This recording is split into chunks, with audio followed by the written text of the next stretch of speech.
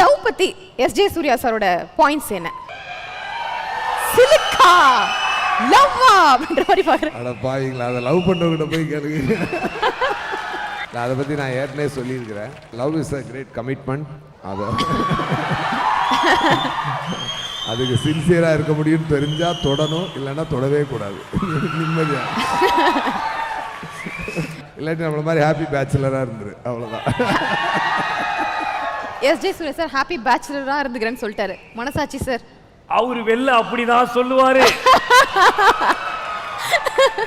ஆனா உள்ளுக்குள்ள உற்சாகம் ஊஞ்சல் ஆடிக்கிட்டு தான் இருக்கு. ஏன் லவ் பாலிசி என்ன தெரியுமா? என்ன சார்? பாக்குற பொண்ணெல்லாம் லவ் பண்ண மாட்டேன், லவ் பண்ற பொண்ணை மட்டும் தான்டா பாப்பேன்.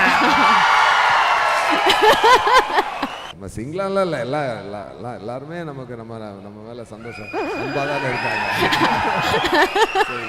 இவ்வளவு அன்பு இருக்கும்போது அப்புறம் என்ன சிங்கிள்னு ஃபீலிங்? என்ன கேட்டீங்க? எவ்வளவு நாள் தான் சார் நீங்க இன்னும் சிங்கிளாவே இருப்பீங்க? செங்கல்பட்டுல இருந்து கன்னியாகுமரி வரைக்கும் டோல்கேட்டே டபுளா மாத்திட்டாங்க. ஆனா நான் கடைசி வரைக்கும் சிங்கிளா தான் இருப்பேன். ஏன் தெரியுமா? ஏன்? மார்க் ஆண்டனி படத்துல ஹல்க வச்சு ஃபைட் பண்ணுவாங்க, முதல் முறையா சில்க வச்சு நான் தான் ஃபைட் பண்ணேன். இத பார்த்துமா நீங்க சிங்கிள் நினைக்கிறீங்க? பொண்ணை இம்ப்ரெஸ் பண்ணனும்னா இந்த ஒரு பாயிண்ட் ரொம்ப முக்கியம் அப்படி நீங்க நினைக்கிற பாயிண்ட் என்ன? இம்ப்ரெஸ் பண்ணணும்னே நினைக்காம இருக்கதா நல்லது, அதுவா நடக்கும். அவ்வளவுதான். நான் இம்ப்ரெஸ் பண்றேன்ட்டு ஏதாவது போய் நீங்க இம்ப்ரெஸ் பண்றே, நீ எதை பண்ணாலுமே அது இம்ப்ரெஸ்ஸே ஆகாது.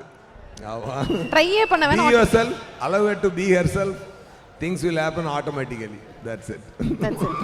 சார் அவரு பொய் சொல்றாரு சார், பொய் சொல்றாரு. தலைவரே தலைவரே பொய் தலைவரே, பொய் தலைவரே, பொய் தலைவரே. வருவாரு பொண்ணுங்களை இம்ப்ரெஸ் பண்ணுவாரு, ரிப்பீட். வருவாரு பொண்ணுங்களை இம்ப்ரெஸ் பண்ணுவாரு, ரிப்பீட். அவரு மனசுல தன்னோட கருத்தை யோசிச்சதை விட இம்ப்ரெஸ் பண்ற பொண்ணோட கருத்தை யோசிச்சது தான் அதிகம்.